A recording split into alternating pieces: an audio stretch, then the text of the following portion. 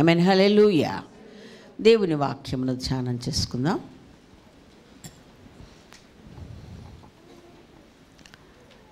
ఇర్మియా గ్రంథం 5వ అధ్యాయం 1వ వచనం చదువు. యెరూషలేము వీధులలో ఇటు అటు పరిగెత్తుచు చూచి తెలుసుకొనుడి. దాని రాజవీధులలో విచారణ చేయుడి. న్యాయం జరిగించుచు నమ్మకముగా నుండ యత్నించుచున్న ఒకడు మీకు కనబడిన ఎడల నేను దాన్ని క్షమించుదును. యెహోవా మళ్ళీ చదువుతాలి. నమ్మకముగా నుండ యత్నించుచున్న ఒకడు మీకు కనబడిన ఎడల నేను దాన్ని క్షమించుదును. చాలండి. సంఖ్యాకాండం 16వ అధ్యాయం 20 నుండి చదువు.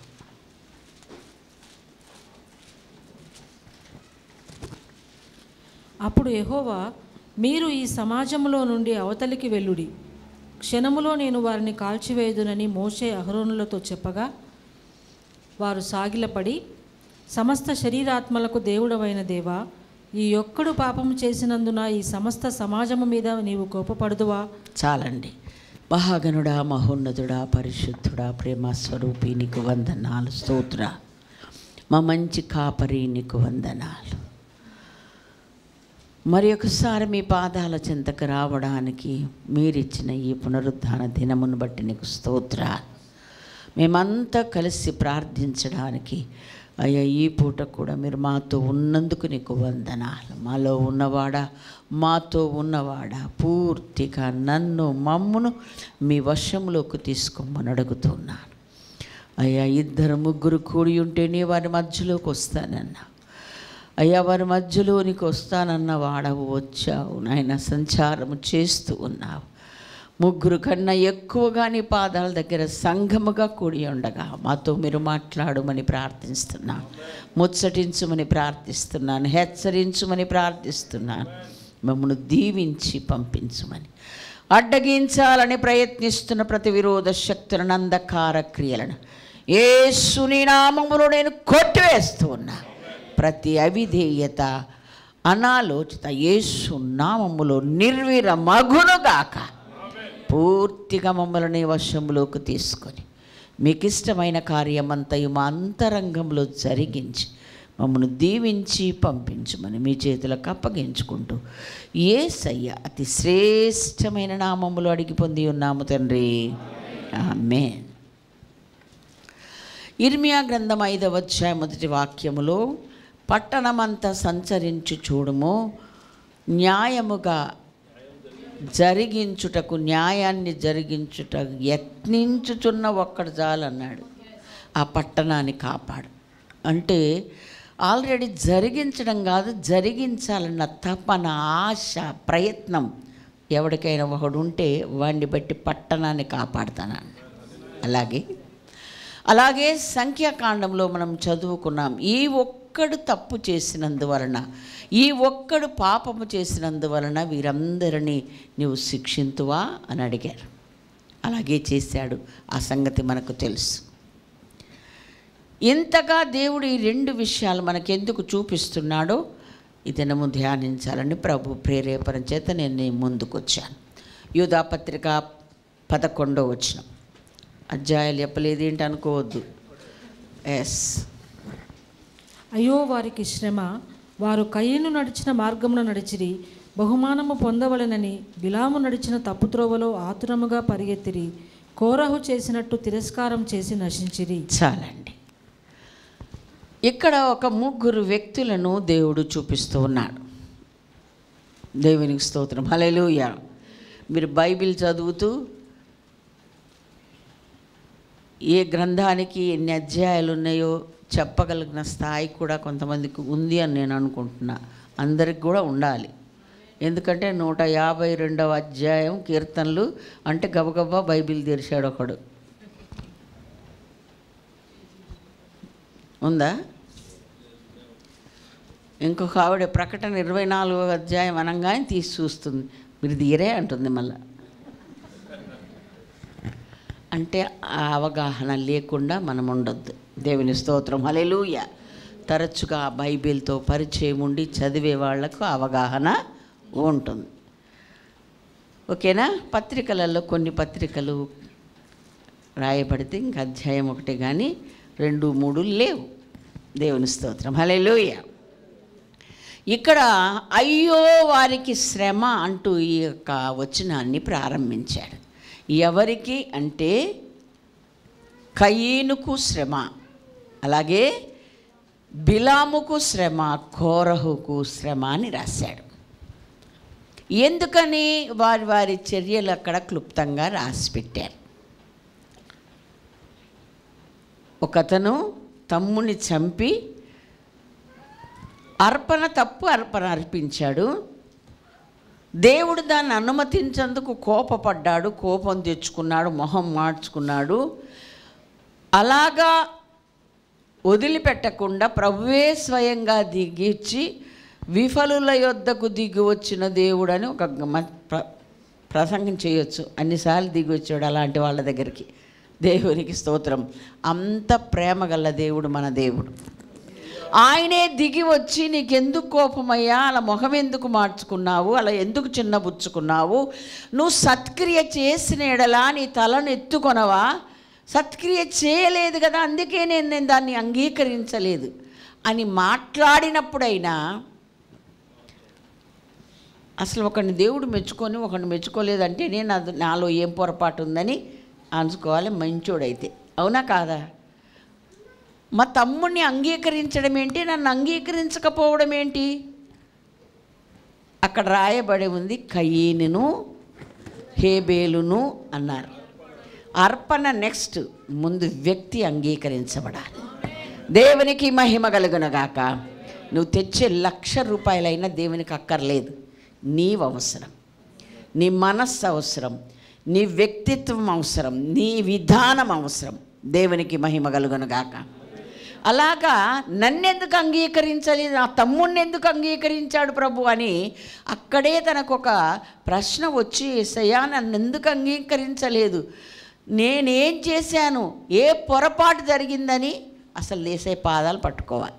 నో, యేసయ్యే దిగి వచ్చి ఎందుకయ్యా మొహం మార్చుకుంటావు, నువ్వు సత్క్రియ చేస్తే నీ తల ఎత్తుకుంటావు కదా అని అడిగినప్పుడైనా సరే అప్పటికి అవునా స్వామి నాకు అర్థం కాలేదు, నేను పొరపాటు చేశానన్న బుర్ర ఇంకా నాకు పనిచేయలేదు, నన్ను క్షమించయ్యా అని చెప్పి అడిగినా బాగుండు.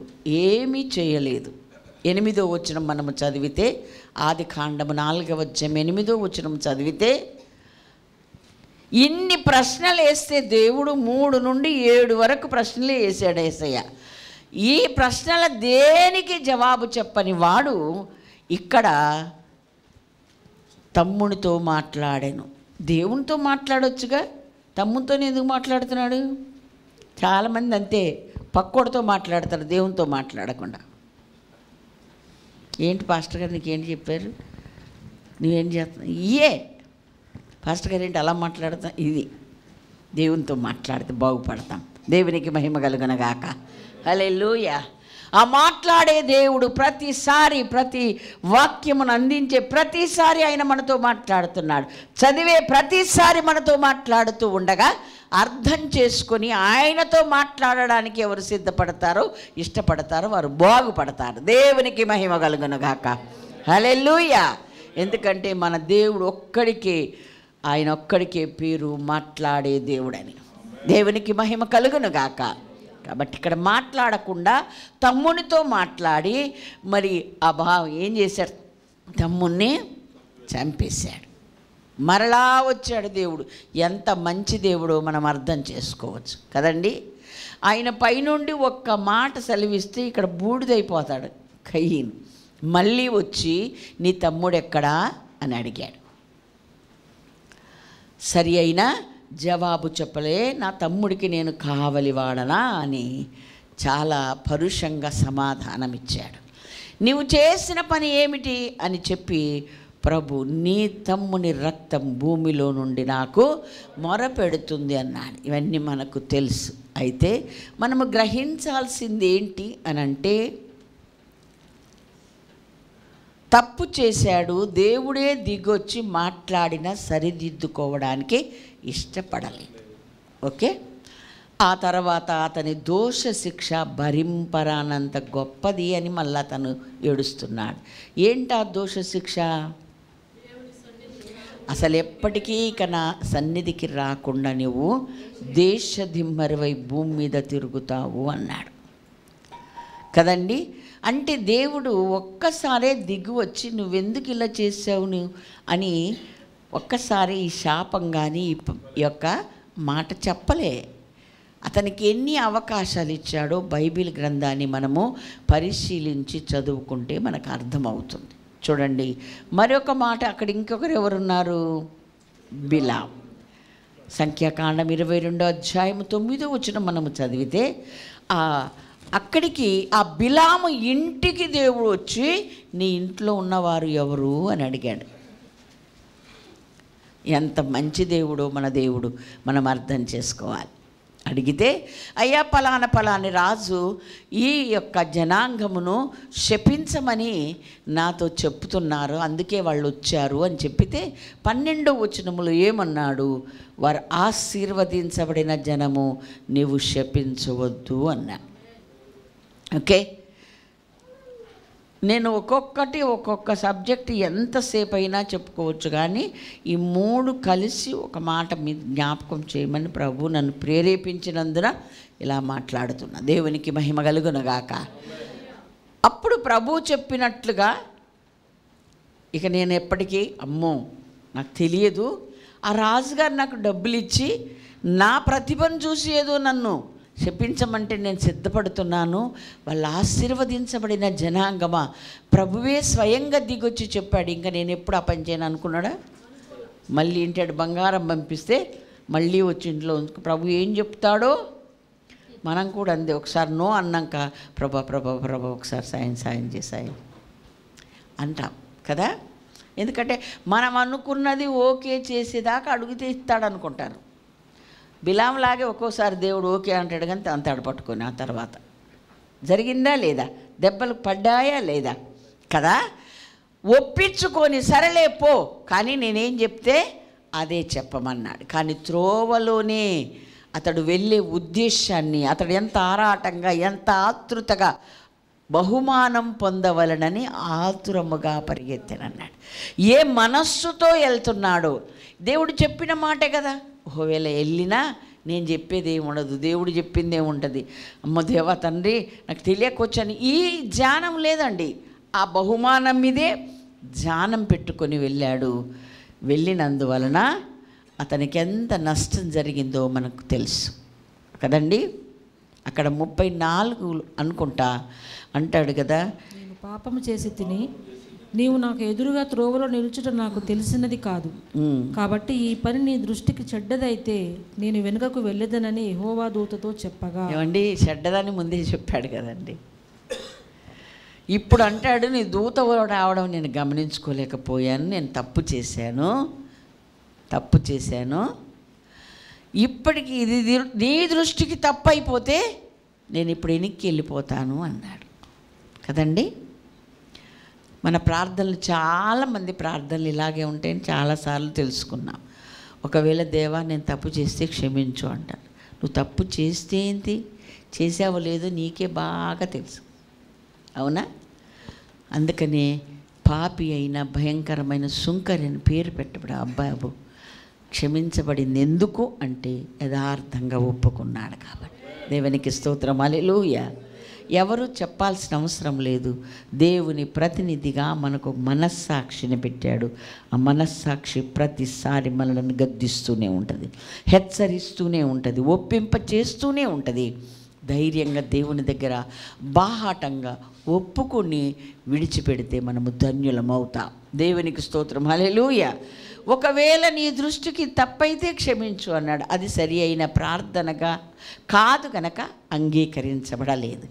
చివరికి 23:9 అంట 10వ వచనములు అంటాడు ఏమని, నీతిమంతుల మరణము వంటి మరణము నాకు వచ్చును కాక అన్నాడు. కానీ అదే 31:8 రాయబడి ఉంది, ఆ సోదెగాడైనటువంటి ఆ బిలాము ఖడ్గముతో చంపించబడ్డాడు. ఇవన్నీ దేవుడు మనకి ఎందుకు చెప్తున్నాడు అనంటే పాపము చేసి పొరపాటైందని ఒప్పుకోవడం చేతగాక దేవుడే స్వయంగా దిగి వచ్చి చెప్పినా గ్రహింపు లేకుండా నష్టపోయిన వారిని దేవుడు మనకు జ్ఞాపకం చేస్తున్నాడు. దేవునికి స్తోత్రం, హల్లెలూయా. మరొకరు ఎవరు? కోరహు కూడా ఈ ఒక్కడు పాపం గ్రూప్ ఉంది, కానీ పాపం ఎవరు మొదలుపెట్టింది? కోరహు. అందుకనే ఛాన్స్ లేకుండా దేవుడు వాళ్ళని నష్టపరిచారు. ఎవరు పరిశుద్ధుడో ఎవరు కాదో, ఎవరు నీతిమంతుడు కాదో తేల్చుకుందాం రమ్మని పిలిచాడు. మీరొక్కరేనా పరిశుద్ధులు, మేమంతా కాదా అని కదా అతని వాదన లేవదీశాడు కదా. అయితే దేవుడే మమ్మల్ని నియమించాడు, నాయకులుగా పెట్టాడు. ఆ విషయం ఏదో దేవుని సన్నిధిలో తేల్చుకుందాం రమ్ము అని పిలవగా అక్కడ ఆయన అంటాడు 16లో మేము రాము అన్నారు.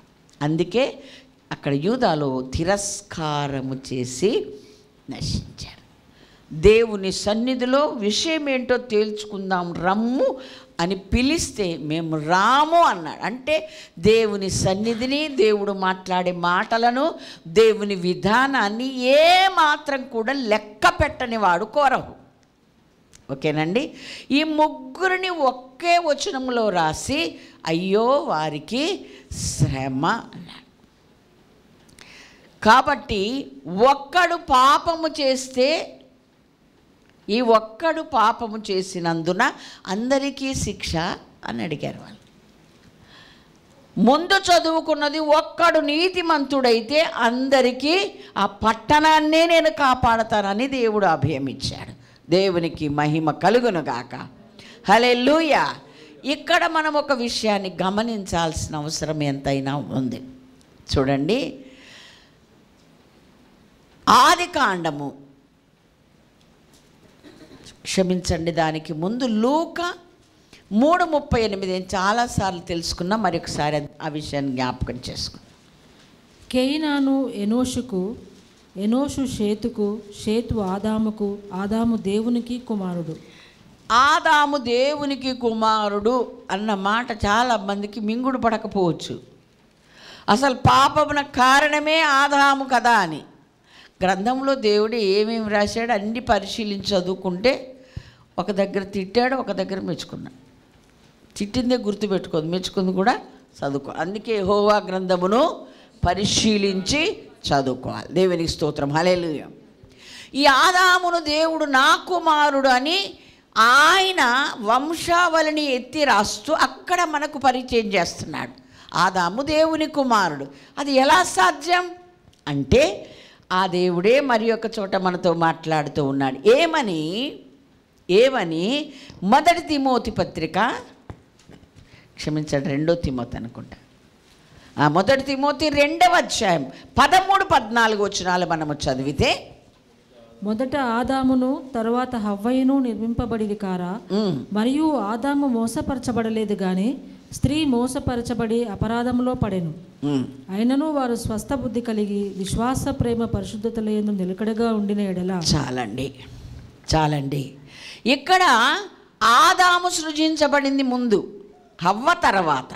కానీ ప్రభు మనకి ఎత్తి చెబుతున్నాడు, పాపములో ప్రవేశించింది మాత్రం ముందు హవ్వని.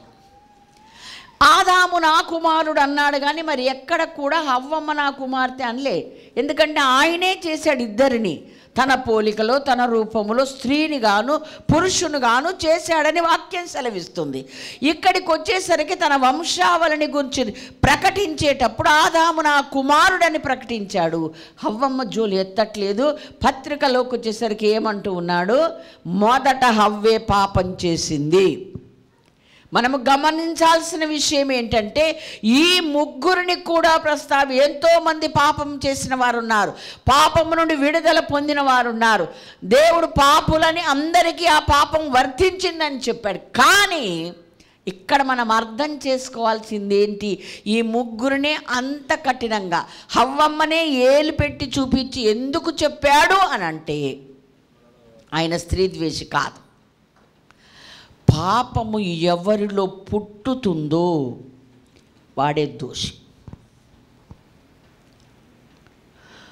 ఆదాములో పుట్టలేదు. దైవ వ్యతిరేకమైన కార్యాల వైపు తన మనస్సు మళ్ళడానికి ఆదాము ఆ పని చేయలేదు. ఎవడిలో పాపం పుడుతుందో, ఎవడు దేవుని మాటను కాక దుష్టుని మాట వింటాడో వాడే దోషి అని దేవుని వాక్యం ద్వారా మనము తెలుసుకుంటున్నాం. దేవునికి మహిమ కలుగును గాక. హవ్వమ్మ తెచ్చినందున తీసుకున్నాడు, కానీ దేవునికి వ్యతిరేకమైన కార్యం వైపు ఆదాము ఎప్పుడు తిరిగి చూడలేదు. దేవునికి మహిమ కలుగును గాక. ఎందుకంటే ఈమె ఒంటరిగా, ఇప్పుడు ఈమెను కూడా సాతానుగాడు వచ్చాడు. వచ్చినప్పుడు ఈమెం చేయాలి? పరిగెత్తుకొని ఆదాము దగ్గరికి వస్తే ఈ గొడవ ఉండేది కాదని మనకు చాలాసార్లు మనం తెలుసుకున్నాం కదండి. కాబట్టి మనము గ్రహించాల్సింది ఏంటంటే, దైవ వ్యతిరేకమైన ఆలోచనలు దుష్టుడు కలగజేస్తూనే ఉంటాడు.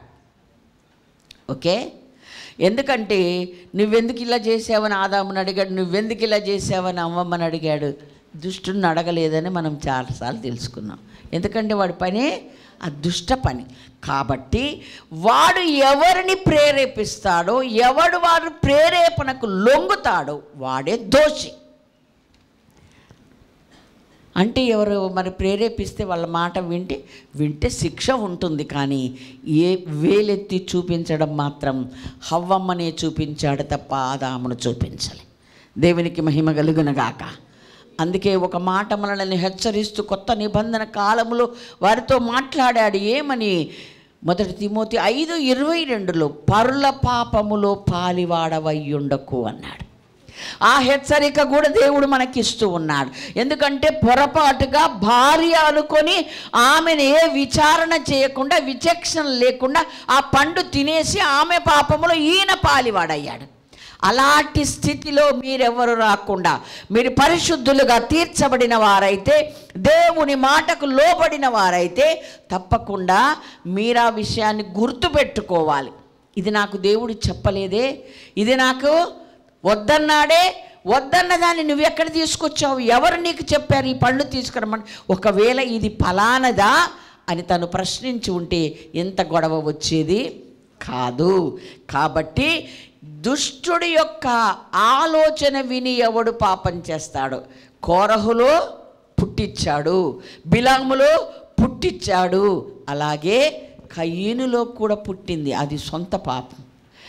కానీ మనమేం చేయాలంటే, దుష్టుడు ఎవరిని ప్రేరేపిస్తే వారికి లొంగిపోతారు కదా, వాళ్ళు నష్టపోతారు. వారి పాపంలో మనం పాలివాడు కాకుండా ఉండాలి, జాగ్రత్త పడాలి. ఒకవేళ నీ దగ్గరికే దుష్టుడు వస్తే వెంటనే దేవుని వాగ్దానం, దేవుని ఆజ్ఞ నీకు గుర్తు రావాలి. దేవునికి స్తోత్రం, హల్లెలూయా. హవ్వమ్మ అది గుర్తు పెట్టుకోలేదు గనకనే మనకు ఈ పూట దేవుడు ఆ విషయాలు జ్ఞాపకం చేస్తూ, ఆమె మొదట పాపము చేసింది, పాపములో పడింది అని చెప్తూ ఉన్నాను. కాబట్టి మనము గ్రహించాల్సింది ఏంటి అనంటే, ఎప్పుడు పాపం మనలోకి పుడుతుందో, ప్రవేశిస్తుందో అప్పుడే మన చాప్టర్ క్లోజ్ అవుతుంది. అవునా కాదా? యెహెజ్కేలు గ్రంథం 14:20 మీరు చదివినట్లయితే, ఎవని పాపము నిమిత్తం వాడే చనిపోవలెను అని రాశాడు. నోవహును, దానియేలును, యోబును ఈ ముగ్గురు దానిలో ఉన్నను నా జీవం తోడు వారు తమ నీతి చేత తమ్మును మాత్రమే రక్షించుకొందురు గాని కుమారుణ్ణైనను కుమార్తెనైనను రక్షింపజాలకుందురు. చాలండి, దేవునికి స్తోత్రం, హల్లెలూయా. అదేంటి భిన్నంగా ఉందేంటి? ఒక్కడు నీతిమంతుడైతే మొత్తం పట్టణాన్నే కాపాడుతానన్నాడు కదా, మరి ఇక్కడ ఏమని అంటున్నాడు అంటే, దుష్టుడి మాట ఎవడు వింటాడో, దుష్టుని ఎవడు ఎదిరిస్తాడో వాడే హైలైట్. ఇన్నోడేం పోతాడు, ఎదిరించిన వాడేమో నిలబడతాడు. ఆ నిలబడిన వాడి సంతతంతా దీవించబడుతుంది. దేవునికి మహిమ కలుగునగాక. అంటే పాపము, దైవ వ్యతిరేకమైన ఆలోచన నీలో పుట్టకుండానట్లు నువ్వు ఎప్పటికప్పుడు జాగ్రత్తగా ఉండాలి. అంటే దుష్టుడు నిన్ను ప్రేరేపించకుండానట్లు, ఒకవేళ ప్రేరేపిస్తే ఆలోచనకు నువ్వు ఓకే చెప్పకుండానట్లు అంత జాగ్రత్త, అంత పరిశుద్ధత, అంత పవిత్రత ఎప్పటికీ మనకు ఉండిపోవాలి అని దేవుని వాక్యం ద్వారా మనము నేర్చుకుంటూ ఉన్నాం. దేవునికి మహిమ కలుగునుగాక.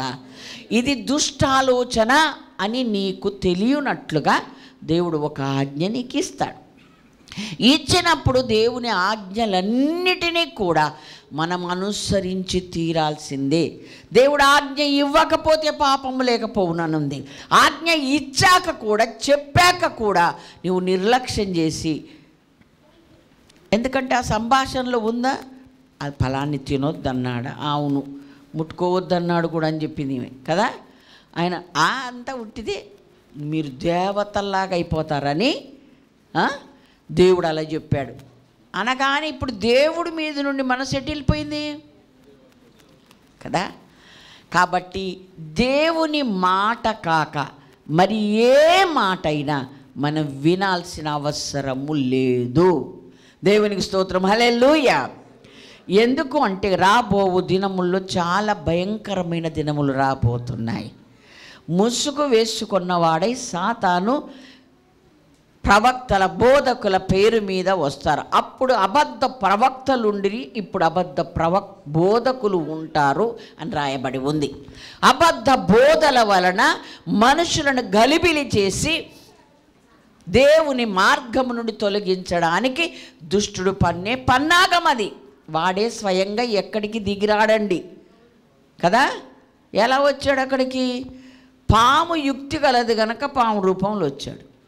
అలాగా ఎవరైనా వాడికి దొరుకుతారో ఆ బోధకుల రూపంలో వస్తాడు. కనుక దేవుని మాటను గుర్తు పెట్టుకొనకపోతే, నేను చాలాసార్లు చెప్పాను, 15వ వచనములో వారు కరెక్ట్గా చేసి ఉంటే, కాపలా కాస్తూ సేద్యం చేస్తూ ఉంటే ఈ 17వ వచనంలో వద్దు అన్నది చేయకుండా ఉండే అవకాశం ఉండేది. దేవునికి స్తోత్రం, హల్లెలూయా. అది ఎప్పుడైతే తగ్గిందో ఈక వచ్చింది. అయినా ఆమె ఏమనాలి, ఒక్క నిమిషం నేను ఆదాముని తీసుకొస్తాను అనాలి. ఆయన ఇన్ని సంవత్సరాలు ఆయనతో సహవాసం చేస్తూ ప్రతి చల్లపూటన ఆయన తోటలోనికి వస్తూ ఉండగా ఆయన మాట వింటూ ఆయనతోనే గడిపిన వీడెవడు నాకు ఈ మాట చెప్తున్నాడని ఒక్క క్షణం ఆలోచించుంటే ఎంతో బాగుండేది. వాళ్ళు ఎవరో కాదు, ఆయన స్వరూపములో, ఆయన రూపములో, ఆయన స్వభావములో చేయబడిన వారు. ఇద్దరిని ఆయన ఒక్కలాగే చేశాడు. ఇద్దరిని ఒకేలాగా ఆయన రూపం ఇచ్చాడు. ఇద్దరిని ఆయన అంటే ఆ రూపం చూసుకొని ఇట్లా సృష్టించిన తర్వాత 28వ వచనములో వారిని ఆశీర్వదించెను. దేవునికి స్తోత్రం, హల్లెలూయా. ఎట్లనగా మీరు ఫలించి అభివృద్ధి పొంది నిండించి భూమిని లోపరుచుకోండి అని చెప్పాడు. దేవునికి మహిమ కలుగునుగాక. యేసయ్య సృష్టించిన ఆయన ద్వారా రక్షణలోనికి వచ్చి నూతన సృష్టిగా మార్చబడిన మనమందరినీ కూడా చూడగానే ఆయన రూపం, ఆయన పోలిక మనలో కనబడాలి. దేవునికి మహిమ కలుగునుగాక, హల్లెలూయా. మరి ఆదాము తప్పు చేయలేదుగా, ఎందుకు శిక్ష పొందాడు అంటే ఆ మాట విన్నాడు. నీ భార్య మాట విని అని ఉందా లేదండి? ఎక్కడ? ఆదికాండం 3:17 కదా. కాబట్టి నీకు ఈ శ్రమ, నిన్ను బట్టి ఈ లోకమంతటిని కూడా, అంటే గచ్చం పొదలు, పిచ్చి మొక్కలు మొలిసేలాగా ఈ భూమి కూడా శపించబడింది అన్నాడు కదండి. కాబట్టి ఎవరి మాట విన్నా నువ్వు తప్పు చేస్తే, అవివేకంగా ప్రవర్తిస్తే, దేవుని ఆజ్ఞను మీరితే నిన్ను బట్టి నీ కుటుంబానికి నష్టం, నీకు నష్టం. కాబట్టి మాట వినడమే, దేవుని మాట వినడమే శ్రేష్టం. దేవునికి స్తోత్రం, హల్లెలూయా. హవ్వ మాట వినడం కాదు. భార్య కదండి, నో, భార్య అయినా భర్త అయినా ఇంతకు మించి ఏదైనా మనము చేయడానికి అవకాశము లేదు. కాబట్టి మనమందరము కూడా క్రీస్తు రూపములోకి మార్చబడే వారంగా ఉన్నాం. ఆయన పోలికలోకి మనము మార్చబడాలి. ఆయన ప్రత్యక్షమైనప్పుడు ఆయన ఎలా ఉంటాడో మనం అలాగే ఉంటామో అన్న నిరీక్షణతో మనం బ్రతకాలి. దేవునికి స్తోత్రం, హల్లెలూయా. విశ్వాసం అధికమవ్వాలి రోజులు గడిచిన కొద్దీ. అలాగే మనం పొందుకున్న ఈ మహిమ అధికమవ్వాలి కానీ ఎక్కడ తరగడానికి వీలు లేదు. ఆ స్థాయికి వెదగాల్సిన మనము ఇంకా ఈ స్థాయిలో ఇలాంటి మాటలు వింటూ బ్రతకూడదని ప్రేమతో దేవుడు హెచ్చరిస్తూ ఉన్నాడు. ఎప్పటికప్పుడు మన జీవితాన్ని మనము పరిశీలించి చూసుకోవాలి. ఎంత నీతిమంతుడైనా పాపము చేసిన దినమున అతని నీతి జ్ఞాపకమునకు రాదు అని యెహెజ్కేలు 33:18-19 వచనాల్లో ఉంది. అలాగే ఎంత దుర్మార్గుడైనా తను చేసే దుర్మార్గతను విడిచి నీతిని అనుసరించడం మొదలు పెడితే ఇక పాపమేనటికి రాదు. అందుకే కదా బ్యాప్టిజం రోజున మనమందరికీ వినబడుతుందన్నమాట. ఎప్పుడైతే ఆ నమ్మి బ్యాప్టిజం తీసుకుంటామో ఆయన మన పాపములను పడమడికి తూర్పంత దూరం చేశాడు. ఇక ఎన్నడూ కనబడకుండా చేశాడు. తన వీపు వెనక తట్టుకు వేశాడు. ఇంకా నహుములో హోషేలో ఉంటుంది, మీకాలో ఆయన సముద్రపు అడుగు బాగాన పడేశాడంట. దేవునికి మహిమ కలుగునగాక. హల్లెలూయా. ఆయన ఎంత మంచి దేవుడు అంటే, అయ్యా అని చిన్న చిన్న పొరపాట్లకే క్షమించయ్యా ఆయన దగ్గరకు వస్తే ఎప్పుడు చేశావు అంటాడంట. దేవునికి స్తోత్రం. హల్లెలూయా. కొంతమంది పాపము క్షమించబడిందన్న నిశ్చయత లేక పాపినైనా నన్ను క్షమించు, పాపినైనా నన్ను క్షమించు, ఎందుకంటే పాపం బాప్టిజం తీసుకున్నారు కానీ ఇంకా పాపంలోనూ ఉన్నారు. నిజముగా నీవు క్షమించబడిన వాడవై పరిశుద్ధుడుగా తీర్చబడి ఆయన అంచనాల మేరకు నువ్వు బ్రతుకుతూ ఉంటే ఆ మాట నీకు రాదు అసలు. ఇంకా పాపిని అంటే రోజు చేయడం, రోజు అనుకోవడం మనకు తాకదు. దేవునికి స్తోత్రం. హల్లెలూయా. ఎందుకంటే ప్రతి దినము మనం ఆయన రూపంలోకి మార్చబడాలి, ఆయన పోలికలోకి మనం ఎదగాలి. ఆయన ప్రత్యక్షమైనప్పుడు ఆయన ఎలా ఉన్నాడో మనం కూడా అలాగే ఉండాలి. దేవునికి స్తోత్రం. హల్లెలూయా. కనుక ఆదాము దేవుని కుమారుడు అని మరలా మనకు పరిచయం చేశాడంటే పరుల పాపములో పాలివాడయ్యాడు, తన సొంత పాపము కాదు అని రుజువు చేశాడు. కనుక మనం ఎవ్వరము కూడా దుష్టుడి ప్రేరేపణకు ఎక్కడ ఎప్పుడు లోబడకూడదు.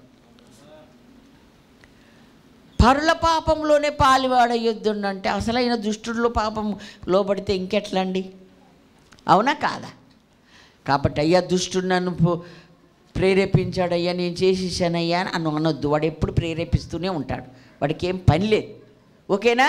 వాడి పనే పరిశుద్ధులను, దేవుని బిడ్డలను నష్టం చేసి దేవునికి దూరంగా చేయడమే వాడి పని. అందుకే నీవు కోరుకోవాల్సింది ఏంటి? నా వల్ల కావట్లేదు గనక పరిశుద్ధాత్ముడా నా తలంపులకు ఆలోచనలకు కావలి ఉండు. నా నోటి మాటలు, నా హృదయ ధ్యానము నీ దృష్టికి అంగీకారముల నిత్యము నీవు చేయాల్సిన ప్రార్థన ఇది. దేవునికి స్తోత్రం. హల్లెలూయా. హల్లెలూయా. నీ నోటి మాటను బట్టి నన్ను నేను కాపాడుకొనుచున్నాను అన్నాడా లేదా? దేవునికి స్తోత్రం. 17వ కీర్తన 4వ వచనంలో మాట ఉంటుంది. అలాగే భక్తి అంటే ఏంటి అంటే ఇహలోక మాలిన్యం అంటకుండా నిన్ను నీవు కాపాడుకొనుటే. దేవునికి స్తోత్రం. హల్లెలూయా. అలాగ నీతిమంతుడవుగా నీవు భయముతో భక్తితో నీవు కొనసాగితే ఏ దుష్టుడి ప్రేరేపణకు నీవు లోపడచబడకుండా ఉంటే తప్పకుండా నిన్ను నీకు కలిగిన వారందరినీ దేవుడు ఆశీర్వదిస్తాడు. దేవునికి స్తోత్రం. హల్లెలూయా. అలాగే దుష్టుడి మాటకు ఎప్పటికప్పుడు లోబడేవాడిగా పడిపోవడం, లేచిపోవడం, పడిపోతున్నాను ప్రభు, పడిపోతున్నాను, జారిపోతున్నాను ప్రభు, జారిపోతున్నాను, ఇలాంటి ప్రార్థనలు మనం చేయకూడదు. దేవునికి స్తోత్రం. హల్లెలూయా. ఎందుకు అనంటే యెరూషలేము నుండి యెరికోకు ప్రయాణమై వెళ్తున్నాడు ఒకడు. అందరికీ పరిచయమే సమరయుని కథ కదా. అయితే వాడు దొంగల చేతిలో చిక్కి కొట్టి ఏం లాగేశారండి? డబ్బులు తీసుకోలే, బంగారు ఉంగరాలు చేతికుంటే తీసుకోలే, మెడలో గొలుసుంటే ఏం తీసేసుకున్నాడు వాడు? వస్త్రాలు. దేవుడు రక్షణ పొందిన కొత్త యెరూషలేము అంటే రక్షించబడిన బిడ్డలే. దేవుని స్తోత్రం. హల్లెలూయా.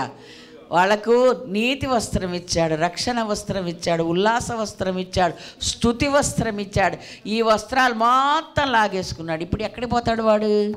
సచ్చినట్టు ఆడి కాళ్ళకాడు ఉంటాడు. డబ్బులు అవి తీసుకున్న పారిపోయేవాడేమో, వస్త్రాలు లాక్కున్నాడు కనుక ఇంకెక్కడికి. కాబట్టి సుమా, ఇంక ఒక్కసారి యెరూషలేము నుండి నీ మనస్సు యెరికో వైపు వెళ్ళిందా, మొత్తం కోల్పోయి దిగంబరులముగా వాడి పాదాల దగ్గర పడి ఉండడమే. వాడికి ఆ సంగతి తెలుసు. కాబట్టి అలాంటి దుస్థితిలోకి మనం పోకూడదని విశ్వాసలముగా దేవుని బిడ్డలముగా కొనసాగుతున్న మనకు ఈ హెచ్చరికలు దేవుడు చేస్తూ ఉన్నాడు. దేవునికి స్తోత్రం, హల్లెలూయా. ఏమండి, ఎప్పుడో రక్షణ పొందాం, దేవుని బిడ్డలంగా ఉన్నాం, మంచి సంఘములో మంచి కాపరి కింద ఉంటే మాకు ఈ అవసరమా అని మనకు అనిపిస్తుంది. యేసయ్యే స్వయంగా చెప్పాడు, ఆయనే హెచ్చరిస్తూ, ఆయనే బోధ చేస్తూ, అంతము వరకు సహించువాడే, అంతం వరకు నిలబడువాడే రక్షింపబడును. దేవునికి స్తోత్రం, హల్లెలూయా. మనం ఒక రోజుతో 2 రోజుతో కొన్ని సంవత్సరాలతో అయిపోలే, అంతము వరకు ప్రభు కోసం నిలబడాలి. అంటే మనం జ్ఞాపకం చేసుకుందామండి, ప్రతి క్షణం దైవికమైన ఆలోచనలే తప్ప లోక సంబంధమైన ఆలోచనలు మనకు రాకుండా మనం జాగ్రత్త కాపాడుకోవాలి. లోకం అంతయు దుష్టుని అందున్నది అని వాక్యంలో ఉంది. ఇక లోక సంబంధమైన అంటే ఈ జీవనోపాధి సంబంధం, ఇవి కూడా ఎక్కువగా ఆలోచించొద్దు అన్నాడా లేదా? ఏం తిందుమా, ఏం తాగుదుమా, అక్కర్లేదు అన్నాడు. ఎందుకు అనంటే, నీవు నా రాజ్యము నీతి వైపు వెతికేవాడివైతే ఇవన్నీ నీకు ఇస్తాను అని చెప్పాడు. మరి మీరు చిత్రం చేస్తున్నారండి. అలా ఎలాగిస్తారండి? ఇస్తాడు దేవుడు. దేవునికి స్తోత్రం, హల్లెలూయా. నువ్వు అక్కడికి పో, అరణ్యంలోకి వెళ్ళు అన్నాడు ఏలియాను. వెళ్ళాడు. మరి పోతే నాకు నీళ్ళు ఎట్లా, పోతే నాకు అదే ఎట్లా, భోజనం ఎట్లా అన్నాడా? నమ్మి వెళ్ళాడు. వెళ్తే ఏం చేశాడండి? రొట్టె మాంసం అంట. దేవునికి మహిమ కలుగును గాక. ఇంట్లో ఉన్నవాడికి వండుకున్నోడికి కూడా లేదు, కానీ ఏలియాకు దేవుడు ఇచ్చాడు. దేవునికి మహిమ కలుగును గాక, హల్లెలూయా. దేవుని నమ్మినోడు ఎప్పుడు చెడిపోడన్న ఒక నానుడి లోకంలో ఉంది. మరి నమ్మి మనం చెడిపోవడం ఎలా అంటే, నువ్వు నమ్మడలే. అబ్రహాం గురించి రాసి, అతడు నమ్మకమైన మనస్సు కలవాడని ఎరిగి నేను అతని బయటికి పిలిచానంటాడు. నెహెమ్యా 9, 7, 8 వచనాలు. నమ్మకమైన వారికి దీవెనలు మెండుగా కలుగును. అంటే దేవుని మాట నమ్మడమే మనం అనేక జనములకు తండ్రులముగా తల్లులముగా గుర్తింపబడ కారణమవుతుంది. దేవునికి స్తోత్రం, హల్లెలూయా, హల్లెలూయా. కాబట్టి ఒక్కడు బాగుంటే వంశమంతా దీవిస్తానంటే ఏంటి అని అర్థం అంటే, దేవుని మాట తప్ప ఇంకా ఏ మాట పట్టించుకోలేదు అబ్రహాం. దేవునికి స్తోత్రం, హల్లెలూయా. మరి శారమ్మండి అంతే చేసింది. దేవుడు నాతో మాట్లాడకపోయినా నా భర్త ద్వారా మాట్లాడితే నా ద్వారా నాతో మాట్లాడినట్టే అని ఆమె నమ్మింది గనక ఆమెను కూడా జనములకు తల్లిగా దేవుడు చేశాడు. దేవునికి స్తోత్రం, హల్లెలూయా. కాబట్టి మనం ఒక్కరము దుష్టుడి ఆలోచన తీసుకొనకుండా దేవుని మాటని తీసుకొని నిలబడితే మనము జనములకు తండ్రిలేస్తాం. దేవునికి మహిమ కలుగునగా. మనం ఒక్కరము దేవుని మాట కంటే ఎక్కువగా దుష్టుని మాటకు విలువిచ్చామా, మనము మన ద్వారా అందరూ నష్టపోతారని ఈ పూట దేవుడు మనల్ని హెచ్చరిస్తూ ఉన్నాడు. దేవునికి మహిమ కలుగును గాక, హల్లెలూయా. కాబట్టి ఒక్కడిని పిలిచి 1000 మందిగా చేస్తానన్న వాగ్దానం మన జీవితంలో ఇంకా నెరవేరడం లేదు అంటే ఒకసారి మనల్ని పరిశీలించుకోవాలి. అసలు ఇంట్లో వాళ్ళే మారలేదని కొంతమంది, బంధువులు మారలేదని కొంతమంది, అవునా కాదా? ఇంకా నా వాళ్ళు ఇంకా చాలామంది ఉన్నారని కొంతమంది బాధపడే సందర్భాలు ఎందుకు వస్తున్నాయి అంటే, మనము పరిపూర్ణంగా దేవుని మాట మీదనే మనము లక్ష్యం ఉంచడం తగ్గిందేమో మనం చూసుకుంటే చాలా మంచిది. ఏమండి, దేవుడే దేవుడే దేవుడే అంటే ఎక్కడి నుండి వస్తుందండి అని హిందువులు అంటారు. తెలియదు పాపం వాళ్ళకి. దేవుణ్ణి ఎరగని వాళ్ళు ఆ మాటలు అంటారు. కానీ దేవుణ్ణి ఎరిగిన వాడికి ఆయనకు అసాధ్యమైనది ఏది లేదు. దేవుని స్తోత్రం, హల్లెలూయా. అది చిన్న ప్రార్థన అయినా, చిన్న సందర్భమైనా దేవుడు అక్కడ గట్టెక్కిచ్చేస్తాడండి మనల్ని. దేవునికి మహిమ కలుగునుగాక. నేను ఒకసారి మీతో చెప్పాను, గుర్తుందో లేదో, దసరా టైంలో నేను హైదరాబాద్ వచ్చాను. పిల్లలంకా చిన్నగా ఉన్నారు, వాళ్ళని వదిలిపెట్టి వచ్చేది పని ఉండి వచ్చి తిరిగి మరలా నేను వెళ్తూ ఉన్నా. వెళ్ళేటప్పుడు ఆ రోజు దసరా పండగ, అసలు బస్సులు సరిగా ఉండవు, చిన్నమ్మ వద్దు అని అక్కయ్య కూతురు చెప్తున్నాను. లేదే నేను వెళ్ళాలి, ఎలాగైనా వెళ్ళి, ఇప్పటికీ లేట్ అయింది అని. ఒకవేళ వీలు కాకపోతే, చీకటి బస్సులు దొరకకపోతే నకరకల్లో నేను హాల్ట్ చేసి తెల్లవారుజామున నేను వెళ్తాను, కానీ ఇక నేను హైదరాబాద్లో ఉండనని నేను బలవంతంగా బయటకు వచ్చాను. నిజంగానే అలాగే ఉంది, ఒక్క బస్సు కూడా కరెక్ట్ లేదు, ఏదో ఒక బస్సు దొరికింది. సంతోషంతో బస్సు ఎక్కాను, టికెట్ తీసుకున్నాను. తీరా నేను బస్ బోర్డు చూడడం మర్చిపోయాను. ఇంతకీ నార్కట్పల్లి వరకేనంట అది పేసారు.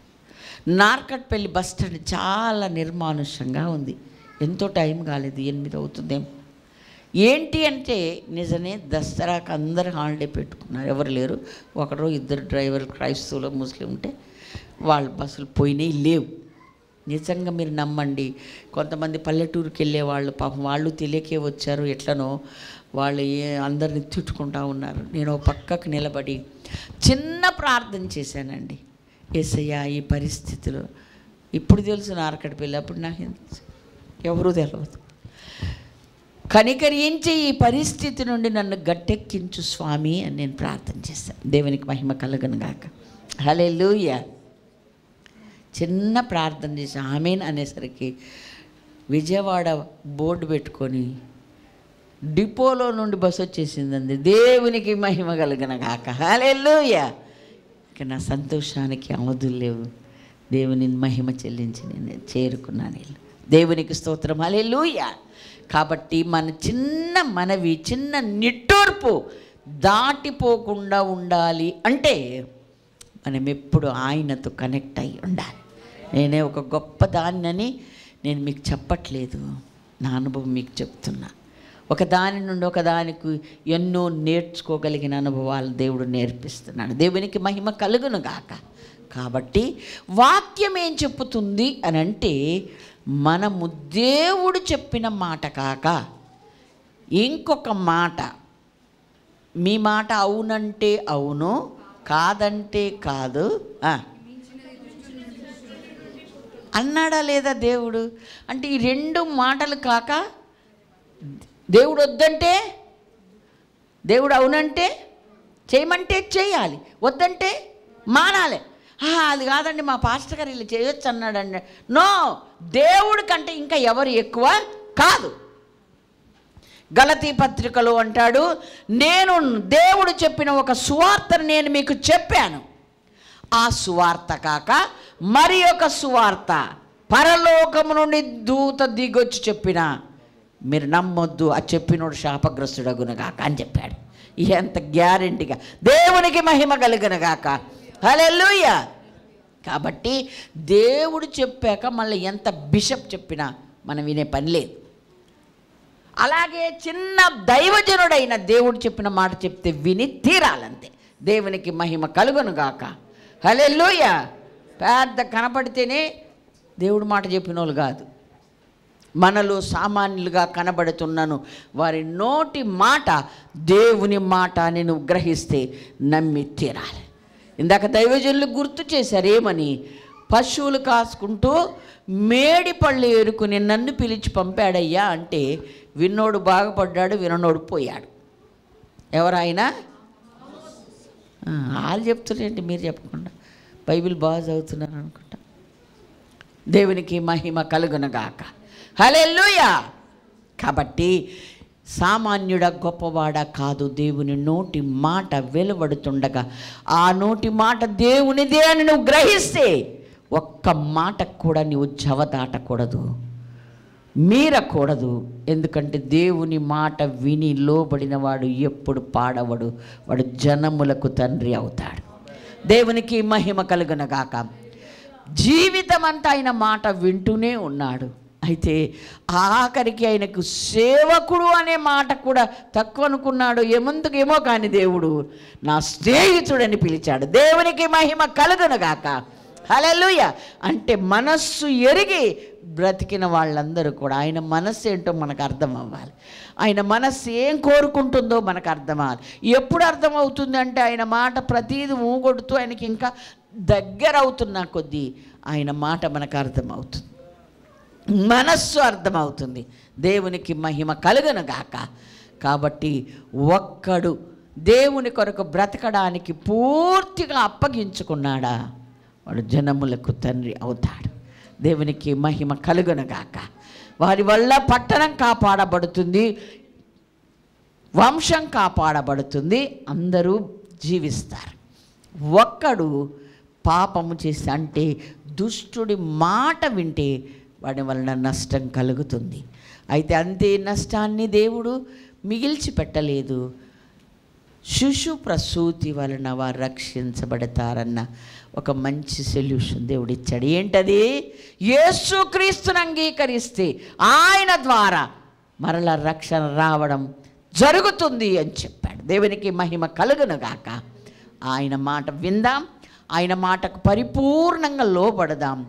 నీవు ఏ రోజున మాట మీరుతావో ఆనాడే నువ్వు నష్టపోతావు. ఏ రోజున ఆయన మాటకు పరిపూర్ణంగా లోపడతావో అప్పుడే నువ్వు ఆయన నీతిమంతుల జాబితాలో చేర్చబడతావు. అంతకు ముందుది ఏది జ్ఞాపకం రాదు. అంటే నీతి జ్ఞాపకం రాదు, దుర్మార్గత పాపము జ్ఞాపకమునకు రాదు. ఎన్ని సంవత్సరాలు భక్తిగా బ్రతికానండి, ఈరోజు ఈ చిన్న పని చేసినందున అన్ను దెబ్బలాటకు లేకుండా బైబిల్లో రాసి పెట్టాడు దేవుడు. దేవునికి స్తోత్రం. హల్లెలూయా. అంటే నా భక్తి అంతా వేస్టేనా, నేను అనుసరించిన నీతి అంతా వేస్టేనా అంటే వేస్టే అని బైబిల్లో రాశాడు. నేను ఇక్కడ దాపాడు హెస్కేల్ గ్రంథం దాకా నేను వెళ్ళలేదంటే ఈ రోజున ఈ డేటున మీతో దేవుడు మాట్లాడుతూ ఉన్నాడు. దేవునికి మహిమ కలుగునుగాక. ఏ రోజున పొరపాటు చేస్తే ఆ రోజున, ఏ రోజున దుష్టుడి ఆలోచనకు లోబడితే ఆ రోజున నీ నీతి కొట్టివేయబడుతుంది. మనస్సు మార్చుకొని ఏ రోజున ప్రభు వైపు తిరిగి ఆయన మాట నువ్వు వింటావో నీ పాపం కొట్టివేయబడుతుంది. దేవునికి స్తోత్రం. హల్లెలూయా. కనుక మనమందరము ఇంటికి ఒక్కరమే కావచ్చు, కుటుంబానికి వంశానికి ఒక్కరే కాదు, నీ ద్వారా అనేకులను దీవించాలని దేవుని సంకల్పమైతే తూచా తప్పక ఆయన మాట విను. దేవునికి స్తోత్రం. హల్లెలూయా. వాళ్ళ మాట వీళ్ళ మాట విన అవసరం లేదు, ఆయన మాటే. అందుకే అపోస్తలుడైన పౌలు గారు అంటారు, లేఖనమేమి చెప్పుచున్నది, లేఖనమేమి చెప్పుచున్నది ప్రతిసారి అంటాడు. అంటే లేఖనమే మనకు శిరోధార్యం. దేవునికి మహిమ కలుగునుగాక. ఆ లేఖనము వెలువడుతుండగా ప్రతి ఆదివారం ప్రతి సందర్భంలో ఆ మాట వెలువడుతూ ఉండగా ఎప్పటికప్పుడు దానికి లోబడమే మన విధి. మొన్నెప్పుడో లోబడ్డా నీ అలా అవసరం లేదంటే కుదరదు. ఆయనకు కూడా నువ్వు ఆ రోజే అవసరం ఉండవు. కాబట్టి దేవుని వాక్యం ఎంత ఖచ్చితంగా మనకు బోధిస్తూ ఉండగా మనము చాలా భయముతో వణుకుతూ మన రక్షణను మనం కొనసాగించుకోవాలి. చూడండి, మత్తయి సువార్త 1:5 రాహాబు రూతు కూడా రాయబడి ఉంది. రాహాబ్ అంటేనే వేశ్య అని మనకు ఆయన పరిచయం చేశాడు. అలాంటి వేశ్య ఒక్కటి మారినందువలన, ఆయన మాటకు పరిపూర్ణంగా లోబడినందువలన తన వారందరూ రక్షణ పొందే అవకాశం వచ్చింది. దేవునికి స్తోత్రం. హల్లెలూయా. అంటే ఒక్కడివి పరిపూర్ణంగా ఉండి మార్పు చెందితే, నువ్వు మోకరించి నువ్వు ప్రార్థిస్తే వాళ్ళందరూ ఆటోమేటిక్గా వచ్చేస్తారండి. వీళ్ళందరికీ ఆ విషయాలు తెలియవు. ఈమె వెళ్ళి చెప్పింది, నేను అక్కడ మాట తీసుకొని వచ్చాను, ఈ పట్టణం అంతా అగ్నితో కాల్చివేసే గడియలు వచ్చాయి.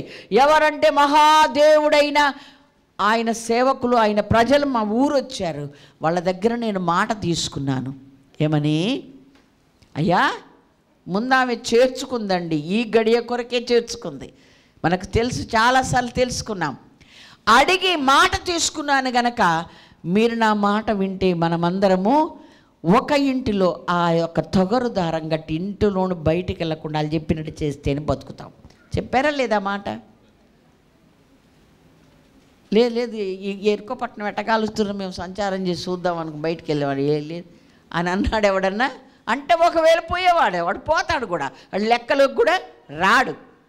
కానీ ఆ మాట విని వీళ్ళందరూ ఆ గదిలోనే ఉన్నారు, వాళ్ళ ఇంటిలోనే ఉన్నారు, తొగరు దారం చెప్పినట్టే కట్టారు గనక నేటి వరకు వారు ఇశ్రాయేళ్ల మధ్యలో నివసిస్తూ ఉన్నారు.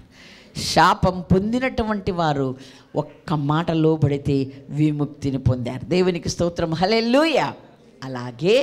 అలాగే రూతమ్మ 10 తరముల వరకు కూడా దేవుని సమాజములో చేరకూడదన్న శపితమైన దానిలోండి ఒక్కటి నిలబడితే ఆమె కూడా నేటికి ఇశ్రాయేళ్ల వంశము మోసేదైంది.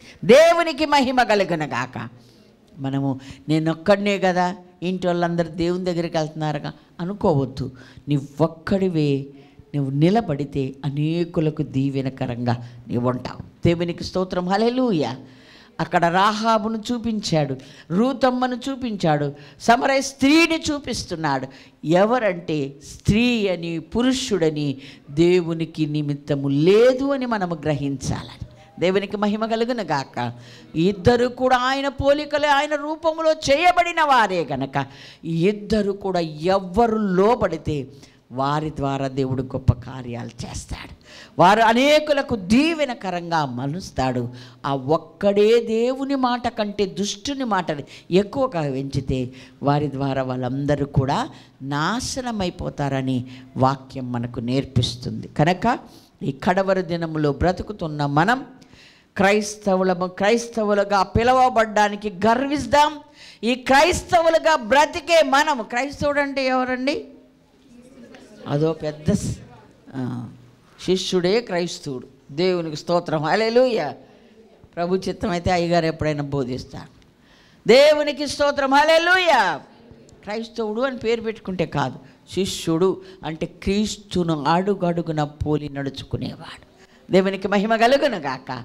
వాడే క్రైస్తవుడు. ఆ క్రైస్తవుడే హెచ్చించబడేది ఆయనే, గర్వంగా ఉండేది అతనే. కానీ క్రైస్తవుడు అయినందుకు కూడా శ్రమలు కలిగేది కూడా అతనికే. అప్పుడు ఏం చేయాలంట?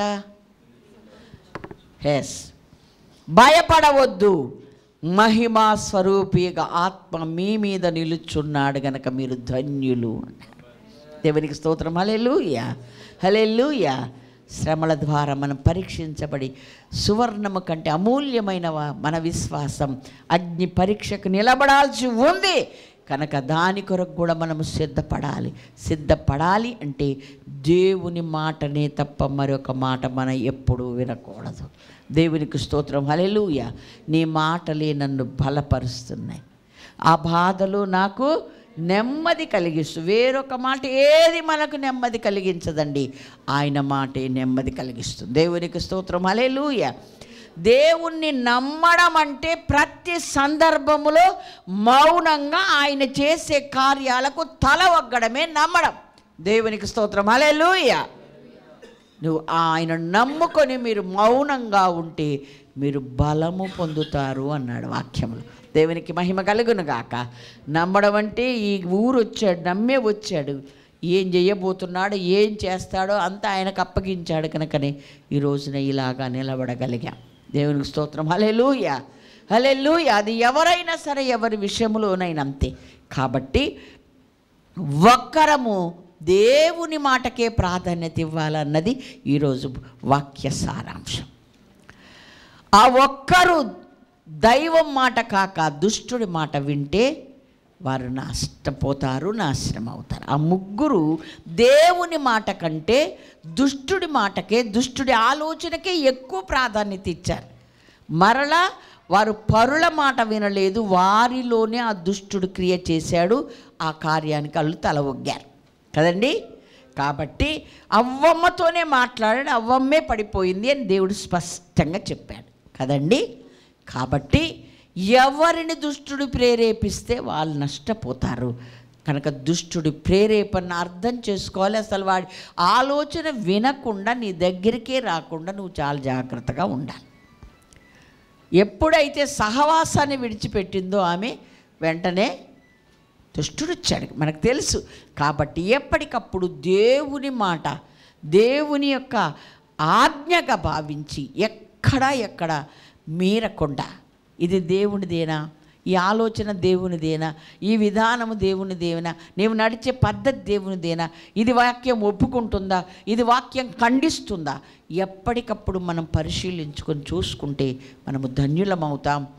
ఆయన మాటకే విలువిద్దాం, ఆయన మాటనే నెరవేరుద్దాం, ఆయన మాటనే అనుసరించే వారంగా ఉందాం. దేవుని ఆజ్ఞను వినాలి, అంగీకరించాలి, అనుసరించాలి. వినడం ఎంత అవసరమో, ఎప్పుడైతే రాహాబు కానీ రూతమ్మ కానీ విన్నారు, దాన్ని అంగీకరించారు, దానిని అనుసరించారు గనుకే వాళ్ళను జనములకు దీవెనగా మారారు. దేవునికి స్తోత్రం, హల్లెలూయా. అబ్రహాము దేవుని పిలుపును విన్నాడు, అంగీకరించాడు, అనుసరించాడు కనుకనే ఆయనకు కూడా జనములకు తండ్రి అయ్యాడు. అలాగే మనమందరం దేవుని మాటకు పరిపూర్ణంగా లోబడదాం, పరిపూర్ణంగా అప్పగించుకుందాం, ఆయన మాట పూర్తిగా విందాం. చివరి హెచ్చరికగా హెబ్రీ 12:25 ఒక మాట మనతో మాట్లాడుతూ,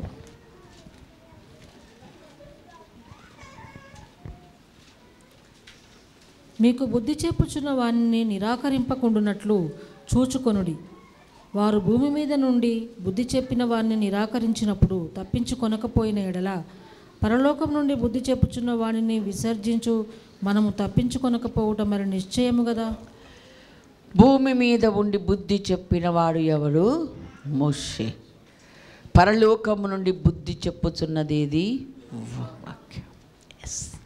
కాబట్టి ఆ కాలమే తప్పించుకోని వారుగా శిక్షించబడితే, ఈ కాలములో ఉన్న మనం మరింతగా తప్పించుకోకపోవడం నిశ్చయము. కాబట్టి మనము చాలా జాగ్రత్తగా బుద్ధి చెప్పుచున్న పరిశుద్ధాత్మునికి, పలకబడుతున్న దైవజనుల మాట దేవుని మాటగా భావించి కరెక్ట్గా మనము లోపడి భయపడి మనం పరిపూర్ణంగా ఆయనకు అప్పగించుకొని ఆయన మాట ప్రకారంగా జీవిద్దాం.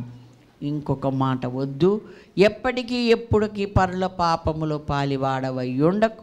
జాగ్రత్త పడి ఆయన నిత్య రాజ్యములో చేరడమే కాదు, నీ వెనక జనములు రావడానికి ఒక కారణంగా ఉందాం. దేవుడి మాటలు దీవించును కాక. ఆమేన్, హల్లెలూయా. ప్రార్థన.